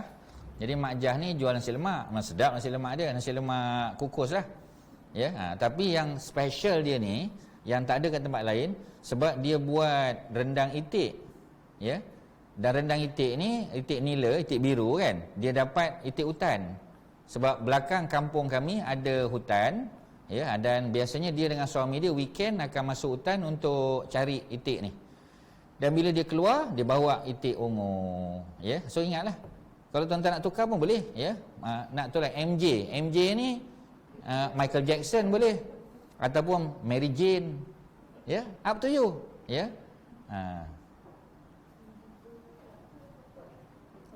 Siapa dia? Indigo, purple, ungu. Indigo tu in between biru dengan ungu, ya. Tapi ni dalam exam dapat markah penuh lah, of course. Boleh cerita dah, ya. Dan ada berpuluh-puluh lagi macam ni, ya. Tuan-tuan kena ikut kelas ustaz lah, supaya ustaz boleh cerita benda ni, ya. Ini trik untuk skor A+. Memang tu cara dia, ya. So don't be surprised lah kalau ustaz boleh dapat 4 flat. Jangan sebab ini kita buat. Dan bila ustaz mengajar pun ustaz apply benda-benda ni yang kita dapat masa sekolah, masa universiti. Dan sometimes benda ni bukan cikgu bagi, kita buat sendiri. Ya, macam orang nak hafal periodic table tu kan, periodic table yang chemistry tu. So pakai macam tu jugalah. Kadang-kadang ada lagu. Macam kita nak hafal nama Nabi Rasul kan, Adam, Idris, Nuh, Hud, Soleh tu kan, Ibrahim, Lut, Ismail. Sebab kalau terlalu panjang, kena buat dalam bentuk rhythm lah. Kena ada rhythm, ya. Dan biasanya budak-budak pondok dia menghafal matan-matan tu biasanya dengan lagu, ya. Ustaz pun ada pengalaman belajar macam tu lah, ya, dululah, ya, masa muda-muda dulu, ya. So macam tu lah. Tapi so bukan fotografi memory lah, this is like ikut punya rhythm. Ya, ada orang fotografi itu lebih pada macam kelas kan. Okey, kita tahu dah, ya. Kak Shima dia mesti duduk sebelah kanan. Tu memory kita. Ya, maknanya tu berkait dengan space factor. Ya. Tapi nanti kalau Kak Shima duduk belakang, dia dah lupa dah. Dia kata kalau dalam kelas Kak Shima duduk situ aje, so dia akan ingat. Kak Wan duduk situ aje. Haji Shoaib duduk belakang je, kita akan ingat. Ya, tapi kalau dia dah duduk kejap sini, kejap sana, kejap depan kan. Unless kalau kita dah ingat dah. So Kak Shima duduk mana pun kita dah ingat dah. Ya, mungkin kita kaitkan bukan dengan space, dengan dia punya tudung. Memang dia setiap kali datang dia akan pakai tudung hitam macam ni, contoh. So ingatlah. Ya, Kak Wan dia akan sentiasa pakai, tak kira baju apa pun dia akan pakai dengan jean contoh kan. So kita kaitkan. Ya, kalau nama orang macam itulah kan, nak ingat macam mana. So nama dia Maryam, mesti ingatlah Mary. Ya, nama dia apa kita panggil, ya, nama dia siapa, ya, macam itulah cara nak ingat kan, kaitkan, ya. Dan nama-nama bandar yang kita dah biasa kan, bila kita jumpa LA je kita tahu Los Angeles lah. Kalau SF San Francisco kan, kita dah biasa kan. Macam PJ boleh Petaling Jaya, boleh Putrajaya, boleh Petra Jaya, boleh macam-macam kan. So benda-benda tu dia akan membantu kita untuk menghafal, mengingat nama sahabat, ya, tahun bila, ya. So sebab sejarah dia macam tu. Ni ustaz ajar teknik lah tuan-tuan, ya. Mungkin tak banyak benda yang kita sentuh hari ni, tapi dia teknik. Ya, sebab dengan teknik tu kita enjoy belajar. Pasal kita buat sendiri. Ya, kita akan enjoy lah. Ya, sebab tu orang kata sejarah ni boring. Ya, nak ingat nama, nak ingat. Kita yang we have to make it interesting. Ya, kita lah yang kena put, kita kata, colours into the subject. Sebab kalau tidak nanti dia dull, dia boring lah. Tak dapat, ya. Okey. Ada soalan apa-apa setakat ni? Ada soalan dalam ni apa Haji Shoaib? Tak ada, ya? Hari ni tak ramai kot. Ramai. Berapa? Oh, ramai juga, ya. So okeylah, ya. Di perbincangan kita sambung, ya. Bilangan orang Ansar 240, bakinya ialah orang-orang Muhajirin. Terdapat 2 ekor kuda, 2 ekor saja. Sedangkan musuh ada 100 ekor. Ya, Nabi hanya ada 2 ekor saja. 70 ekor unta yang menjadi tunggangan mereka. Pembawa panji-panji ialah Mus'ab bin Umair. Ya, ni balik pada dia punya family, Mus'ab bin Umair Al-Abdari. Al-Abdari, ya. Abdari itu is a short form for Abdul Dar. Ini kena budaya pula, ya, bahasa pula. Ya, tak ada pilihan. Ya. Ya, abdud dar, ya, asalnya ain badal, ya, abdud dar, ya, abdu ad-dar, ya, abdud dar, abdud dar, ya, ada abdu ada dar. Ni yang pertama, ni yang kedua, ya, abdud dar. Ni cara nak buat pula nama dia, ya, abdud dar. Jadi oleh kerana abdud dar, kita nak jangan dia trik dia, bila ustaz tulis jangan tulis. Selepas ustaz tulis, bila pensyarah dah tulis, baru salin. Macam tu. Kalau buat dua-dua tak dapat. Ya, unless you are a genius lah. Ya, if you are just above average tak cukup. You must be genius enough lah, ya. Kadang-kadang orang tu genius tapi not genius enough. Sorry, I'm joking. Jadi abdud dar ni panjang. Ya. To make it short, ya, kita ambil ain badal, ya. Kemudian ambil yang ujung, ya, dalnya sama sini, ya, abda. Ambil ni abda, ro tambah ya kat belakang. Ya. Jadi abdari. Inilah ringkasan. Tu dapat tu. Tu dapat Mus'ab bin Umair Al-Abdari tadi, ya. Ya, Al-Abdari. Ya. Maknanya nak tambah alif lam tadi, ya. Jadi ni yang depan tadi, ain badal ni, inilah ain badal, alif ra, ya, tambah ya dekat belakang, tambah alif lam dekat depan. Al-Abdari, ya, Abdari. Itulah cara untuk ringkaskan dia, ya. Al-Abdari, ya. Kalau Abdul Manaf, Al-Abmani, ya. Manaf jadi Mani, ya. Kalau Uzza jadi Al-Abuzi. Jadi dia cara untuk ringkaskan, sebab abdud dar tu panjang, ya. Jadi ada alif lam dekat tengah, bawa ke depan. Tu satu lagi. Ya. Ada alif lam kat sini, ya. Ustaz pakai warna lain. Ada alif lam kat sini. Jadi alif lam ni dibawa ke depan, ya. Ain badal, ya. Alif ra tambah ya dekat belakang. Alif lam di tengah tu bawa pergi depan. Jadi al-abdari. Ya. So kalau kita nak buat lain pula, ya. Contoh kita kata, ya, Abdu Manaf, ya. Jadi Abdul Manaf tak ada alif lam kat tengah, ya, tapi kita boleh letaklah depan. Ya, Abdul Manaf. Abdul Manaf ni Nabi punya moyang. Ya. So kita buat dia ain badal, ya. Al-ab tambah alif lam depan, al-ab mani, ya. Jadi ni ustaz salah tadi ni, ya.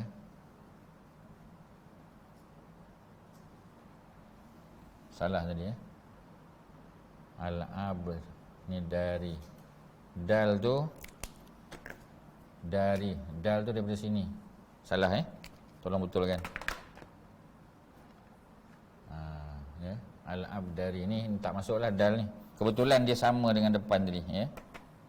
Jadi al-abdari, ain ba ni, the first two ni kita ambil. Bukan ni tadi, ya. Salah.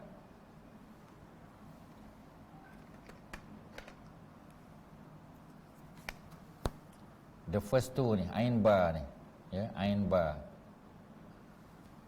The first two, ya. Ain ba saja. Dari ni the last three. Abdul Manaf macam tu juga, ya. Al-ab mani min nun ya, ya.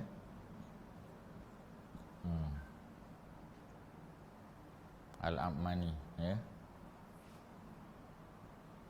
Mani ab Abdul Manaf, Abdul Mani, ya.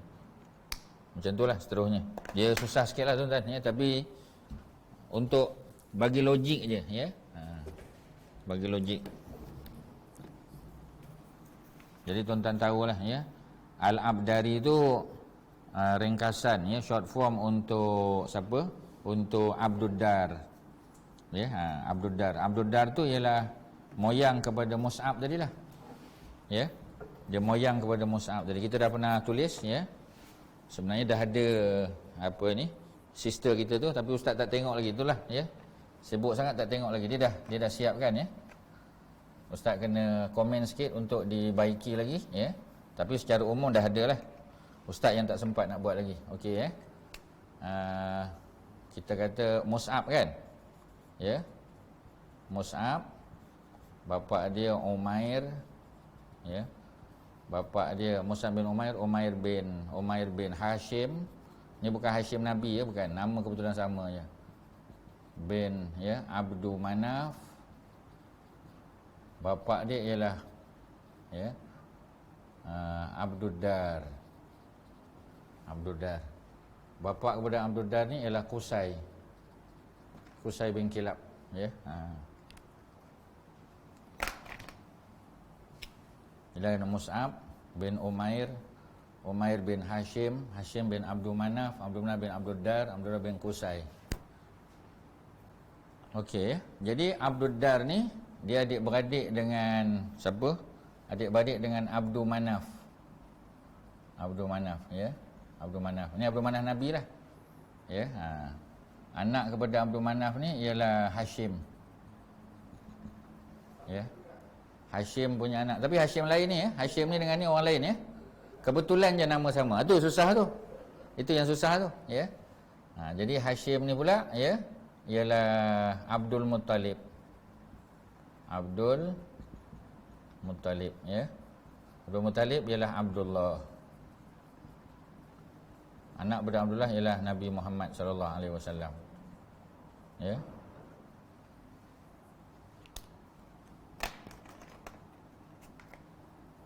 Jadi Muhammad bin Abdullah bin Abdul Muttalib bin Hashim bin Abdul Manaf. Bapa dia pun sama, Qusay juga. Ya, dia adik-beradik. Jadi Mus'ab ni muka macam Nabi kan? Mus'ab muka macam Nabi. Ya.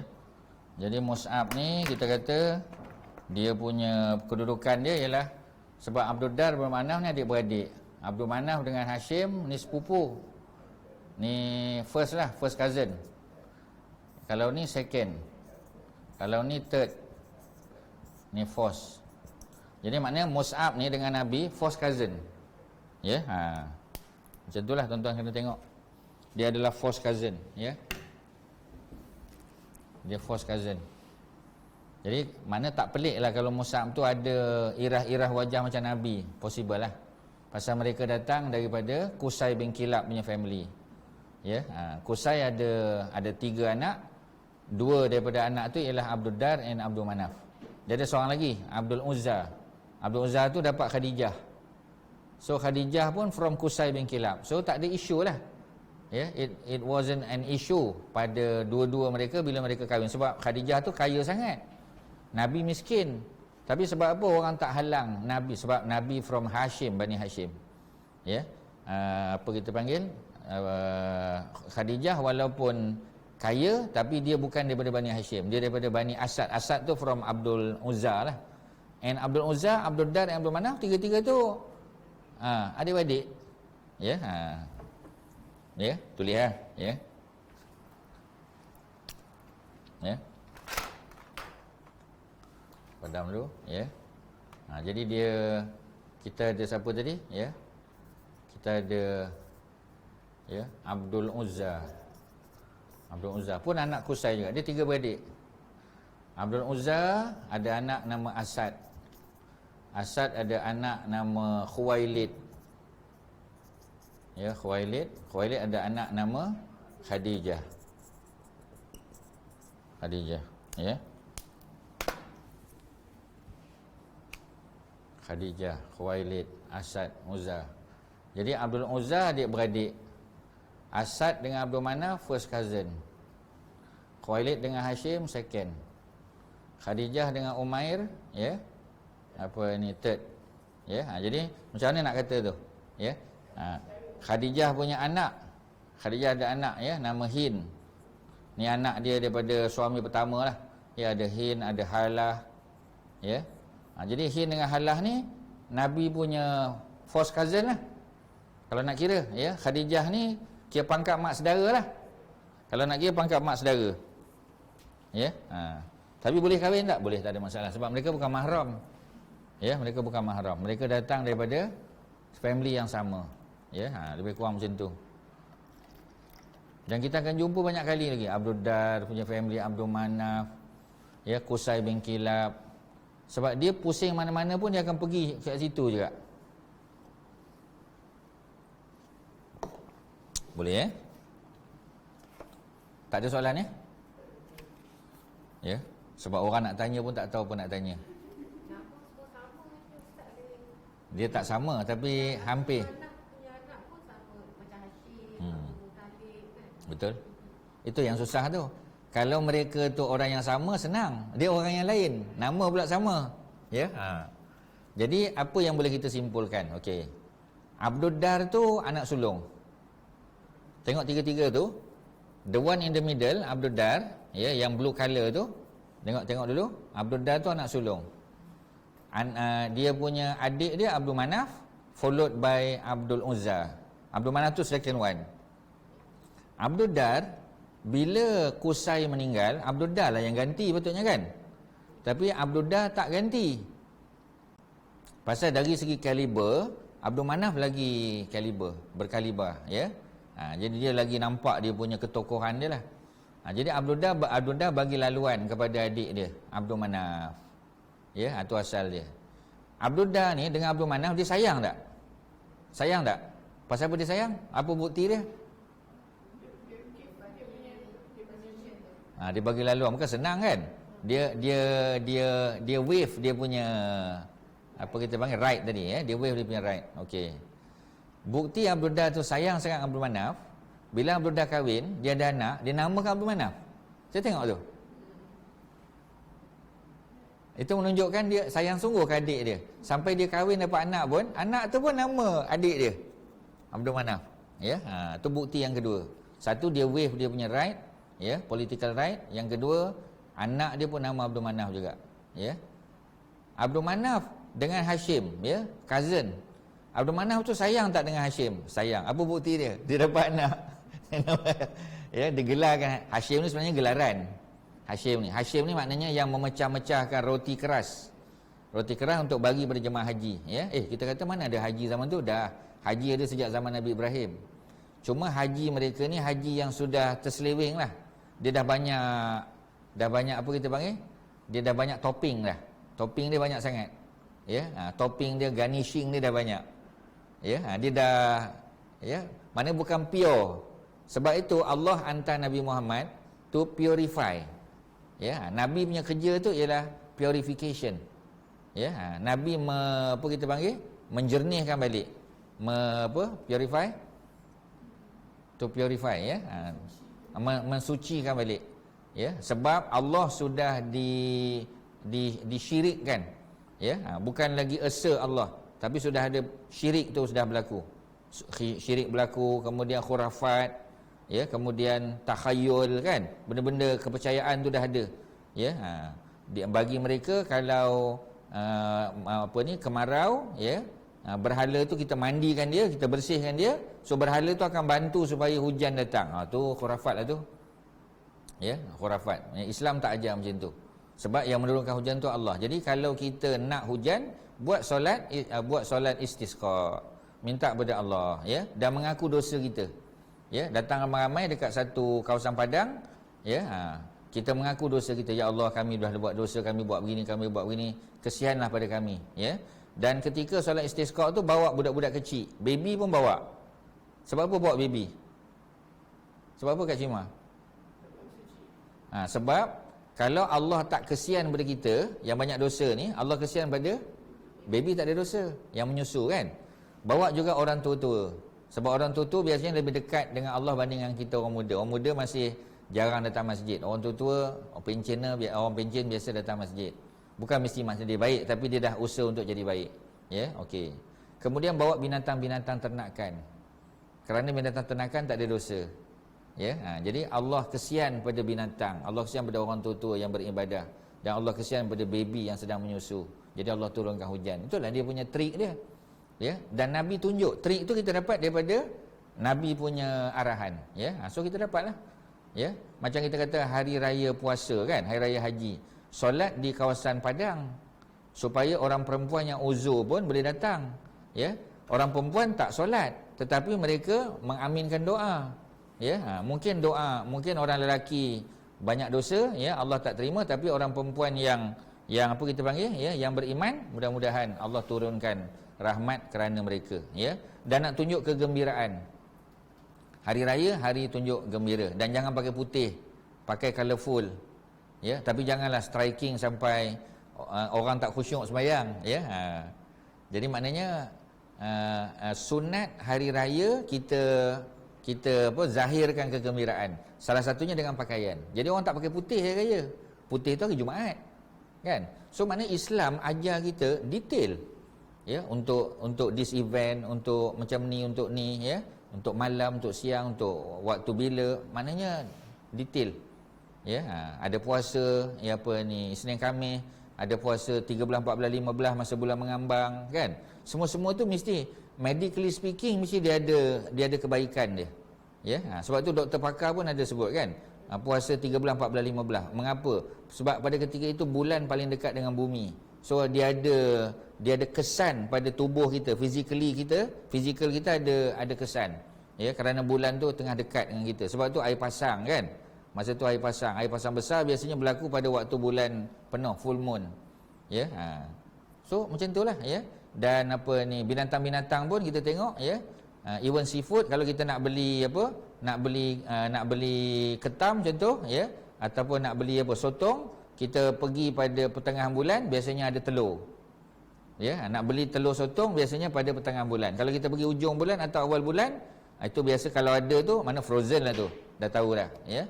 So benda tu semua Islam ajar. Ya. Nak apa lagi kita kata, ya. Sebab tu sahabat Nabi tak masuk universiti kan. Tapi ya, semua dia punya thinking dia semua first class. Ya, kita punya facility first class, tapi dia punya thinking, ya, third class. Dia tak nak macam tu. Tengok sahabat-sahabat Nabi hebat-hebat semua, ya. Okey, tuan-tuan, ada apa? Tak ada, ya? Ada soalan apa-apa? Kita satu lagi paragraf, ya, habiskan. Apabila Abu Sufyan mengetahui bahawa Rasulullah telah keluar untuk menghalangnya, ini Abu Sufyan bin Harbin. Abu Sufyan bin Harbin, sebab ada dua Abu Sufyan. Ya, satu Abu Sufyan sepupu, cousin Nabi, satu lagi Abu Sufyan father-in-law. This is Abu Sufyan the father-in-law. Ya, muka surat 142. 142 tadi, atas sekali paragraf daripada sebelah atas. So apabila Abu Sufyan bin Harbin tahu bahawa Rasulullah sallallahu alaihi wasallam telah keluar untuk menghalang dia mengupah seorang penunggang untuk bertemu dengan orang Quraisy. Maknanya diupah seorang apa kita panggil postman lah, ya. Bawa maklumat kepada orang Quraisy, memberitahu mereka apa yang berlaku. Bila orang Quraisy mendapat berita tersebut, semangat mereka membara. Ya, sebab mereka ada share dekat trade caravan tadi. Ya, mereka ada pelaburan kat situ, ada investment. Jadi Quraisy mendapat berita, ya, mereka pun merasa bimbang terhadap keselamatan perniagaan mereka. Dengan itu, ya, kerahan segera dilakukan. Jadi semua pembesar Quraisy, baca satu lagi, ikut serta kecuali Abu Lahab. Abu Lahab tak pergi perang. Dia telah menghantar Al-As bin Hisham bin Al-Mughirah sebagai ganti, ya. Jadi dia tak pergi, tapi dia ada proksi dia. Umayyah bin Khalaf, ya, ni yang bunuh Sumayyah, cuba untuk mengundurkan diri disebabkan peristiwa yang berlaku di antaranya dengan Sa'ad bin Mu'az. Ketika Sa'ad melakukan umrah tidak berapa lama dulu, ya. Jadi Umayyah pernah mencederakan, ya, Mu'az ni katanya, ya, tak salahnya. Sa'ad berkata sebagaimana yang diriwayatkan oleh Al-Bukhari, dan aku mendengar Rasulullah berkata sesungguhnya mereka akan membunuh kamu. Umayyah bertanya, di Mekah ke? Sa'ad menjawab, aku tidak tahu. Maka Umayyah merasa takut dan bersumpah untuk tidak keluar daripada Mekah. Tu yang dia tak keluar tu, tak berani dia. Sebab orang Arab ni, dia punya kepercayaan macam tu kuat. Ya. Macam contoh Nabi kata ya pada bapa Khalid bin Al-Walid ya. Al-Walid bin Al-Mughirah ya. Al-Walid kata aku apa kita panggil ada kuda ni, kuda perang ni untuk membunuh kamu. Ya, Nabi kata akulah yang akan membunuh kamu. Ya. Jadi sebab tu Al-Walid ni macam mana pun dia tak berani pergi dekat-dekat dengan Nabi. Ya. Jadi sebab tu dia kata Muhammad ni kalau dia ludah aku pun, ya, kalau betul lah riwayat ni, sahih riwayat ni, Muhammad kalau ludah aku pun aku mati, dia kata. Ludah saja pun mati. Sebab Muhammad dah keluarkan kata-kata macam tu. Sebab orang Arab ni dia takut sungguh benda-benda macam tu. Ya, jangan cakap benda-benda tak elok, ya, sebab boleh jadi. Sebab tu ketika Nabi baca surah Fussilat, Fussilat tu cerita tentang kaum Ad dan Samud. Kaum Ad dan Samud cerita kaum Ad ni Allah datangkan angin kencang, ya, angin puting beliung. Pada kaum Samud Allah datangkan guruh, kan? Bila Allah cerita benda macam tu, mereka jadi takut. Dan mereka suruh Nabi, cukup, jangan cerita lagi Muhammad. Ya, satu bahasa Quran tu tinggi, dia mukjizat. Kedua, orang Arab memang dia pandai bahasa Arab, mereka punya bahasa Arab, ya, standard mereka tinggi. Kedua apa lagi, ya? Sebab mereka takut apa yang Nabi cerita tu akan menimpa pada mereka. Jadi orang Arab ni dia macam tu pula, ya. Jadi kadang-kadang Allah psycho mereka dengan ayat-ayat yang kata, kau tahu tak dulu, ya, ada kaum Ad, kaum Samud ni, mereka ni orang Arab. Ya, Nabi Hud dengan Nabi Saleh, nabi mereka. Ya, orang Arab tahu tak cerita tu? Orang Arab tahu.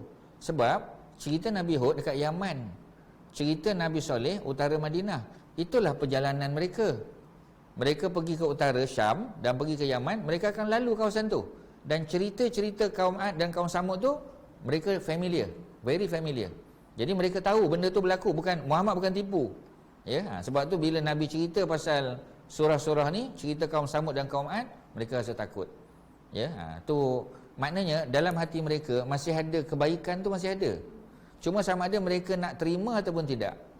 Ramai orang kita dah convince dia dah. Kita dah bagi tahu dia, ya, yang kau sembah ni, berhala-berhala ni semua tak ada apa. Bukan ada kuasa pun. Ya, kau tengok masa banjir, berhala tu pun tenggelam. Dia tak ada kuasa. Patutnya berhala tu melompatlah pergi tempat tinggi ke apa, tak pergi. Ya, cuba kau fikir. Dia boleh terima sebenarnya. Tapi dia masih macam tadilah, degil. Dia kata, Datuk nenek saya sembah benda ni juga, tak ada apa pun, okey je, ya. So kalau datuk nenek saya salah, maknanya mereka masuk neraka. Kalau saya masuk neraka, so mereka semua masuk neraka lah. Takkanlah macam tu. Dia macam mana nak cakap tu?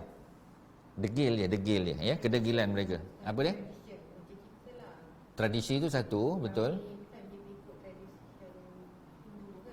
Tu pastilah, ya, sebab mak ayah kita, datuk nenek kita dah buat, ya. Jadi bila siapa ni Umayyah bin Khalaf tanya, Sa'ad menjawab, aku tidak tahu. Umayyah merasa takut, bersumpah untuk tidak keluar dari Mekah. Dengan itu Abu Jahal mencelanya sehingga dia bersetuju untuk keluar. Abu Jahal memperolokkan dia lah, apalah penakut lah, apalah, ya. Jadi dia pergi juga.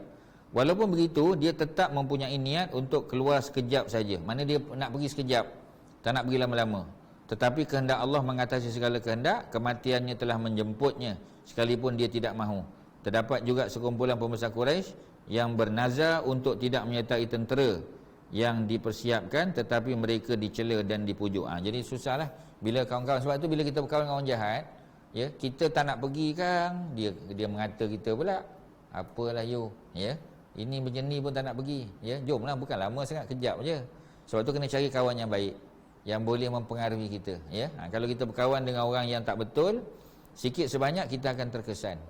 So itulah, ya, Ustaz kita stop kat situ, ya, dicela dan dipujuk tu, ya. Berhenti itu, mudah-mudahan ada manfaat dan kita sambunglah, ya, pada kesempatan yang akan datang. Okey, tuan-tuan, ya. Sorry ada banyak benda-benda, tapi Ustaz Azhar ni banyak manfaat, tuan-tuan boleh ambil. Ini trik belajar saja. Ya, ini kita panggil study skill. Ya, dulu saya ingat masa tahun-tahun apa kita panggil, ya, zaman-zaman belajar dulu, dia ada subjek, ya, study skill. Ya, dia ajar kita note taking skill, ya, kemudian nak buat nota macam mana kan. Kemudian ada macam mana? Speed reading, ya. Kemudian kita belajar tentang logical reasoning kan. Ya, untuk sebab benda ni dia akan bantu kita untuk survive dalam kehidupan. Ya. Jadi memanglah dia tak ajar kita Quran hadis kan, tapi benda-benda tu kita boleh guna pakai bila kita baca Quran, ya. Bukan semuanya applicable, tapi banyak yang applicable. Ya, sebab ilmu ni ilmu umum saja.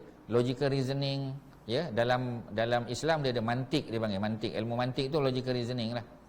Ya, dan kita belajar tentang sequence, ya. Chronological sequence tu penting, chronological order. Ya, sebab apa letak Zainab dulu pasal Zainab sulung. Ya, takkan sebut Ruqayyah dulu, Zainab lah. Ya, Ruqayyah, Ummu Kulsum, Fatimah. Bila kita tengok Zainab, Ruqayyah, Ummu Kulsum, Fatimah, kita boleh agaklah Zainab yang sulung, Fatimah yang bongsu. Ya. Jadi kalau orang tanya, ada tak pendapat kata Ummu Kulsum yang bongsu? Ada, tapi minoriti. Majoriti kata Fatimah tu bongsu. Ya. Apa hujah dia? Ketika Ruqayyah meninggal, Nabi kahwinkan Osman dengan Ummu Kulsum. Pasal apa dia tak kahwinkan dengan, kalau Fatimah lebih dulu, sebab orang Melayu kan selalu macam tu kan, jangan langkah apa? Jangan langkah bendul. Maknanya kalau ada kakak tu ambil kakak lah dulu. Dia akan offer, sebenarnya pakcik ada 2 anak ni. Yang ni yang sulung ni pun ada MA juga, Masters. Yang ni ada Master of Science kan. Semua seorang art, seorang science. Ya, tapi yang art ni dia ada kelebihan, masak dia bagus apa semua. Kalau nak yang kakak pun okey, ya. Walaupun dia sebenarnya datang tu nakkan adik dia, tapi maknanya dia main psikologi lah kat situ, ya. So akak ni dari segi pengalaman apa semua, masak dia lagi sedap. Ya, jadi kalau dia masak apa kita panggil, ya, daging apa kita panggil, daging salai, dia punya kuah dia hirup, ya, pun sedap kita kata. Adik dia okey, tapi tu nak main psikologi lah tu, ya, mungkin macam tu, ya. Tapi macam tadilah, ya, pasal apa tak kahwin dengan Fatimah? Jadi kerana Fatimah yang bongsu, Ummu Kulsum yang lebih besar, yang lebih dewasa. Lebih lagi Ummu Kulsum janda. Ya, janda kan. Jadi dia sudah ada pengalaman berumah tangga, jadi bagi dia dululah. Sebahagian kata tak, sebab sebenarnya Fatimah yang lebih yang kakak, Ummu Kulsum adik, ya. Tapi kerana Nabi memang dah rancang untuk kahwinkan Fatimah dengan Ali, bukan dengan Osman. Kalau Fatimah kahwin dengan Osman, Fatimah akan hidup senang. Ya, sebab Osman orang kaya. Tapi kalau kahwin dengan Ali, kehidupan dia, cabaran dia sangat hebat. Ya, dan Nabi memang sengaja buat Fatimah macam tu sebab Fatimah memang terpilih. Compared tu kakak-kakak dia, memang Fatimah the chosen one lah. Ya, dengan Khadijah mak mereka. Macam itulah, tuan-tuan. Kadang-kadang kita kena pakai logik juga, ya, untuk convince ataupun untuk apa kita panggil, ya, untuk membuktikan bahawasanya sesuatu tu mungkin benar macam tu. Okey, sekadar tu, terima kasih. Assalamualaikum warahmatullahi wabarakatuh. Kita stop tadi, ya. 142. Tapi ada paragraf kecil kat bawah tu, kita akan sambung. Ya, 142. Assalamualaikum warahmatullahi wabarakatuh.